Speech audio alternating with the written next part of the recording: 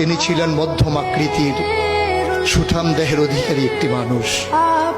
তার চুলগুলো ছিল ঘাড় পর্যন্ত প্রলম্বিত, হালকা হালকা কোকড়ানো। তিনি যখন চুলের ভিতরে তৈল দিয়ে আছড়াতেন মনে হতো মৃদুমন্দ ঢেউ দেখা যায়। তার কপাল ছিল চওড়া, ভ্রুগুলো ছিল জোড়া ভ্রু, ধনুকের মতো বাঁকা।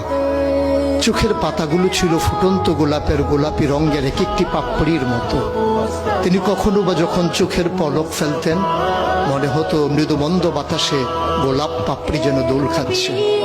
তার চোখের সাদা অংশ ছিল রক্তিমাভ সাদা, কালো অংশ ছিল কৃষ্ণ কালো। তার নাকটা ছিল খাড়া, নাকের ছিদ্রগুলো ছিল ছোট ছোট। নাকের নিচে ছিল সরু চিকন গোঁফ, গোঁফের নিচেই সেই গোলাপি রঙের ঠোঁট।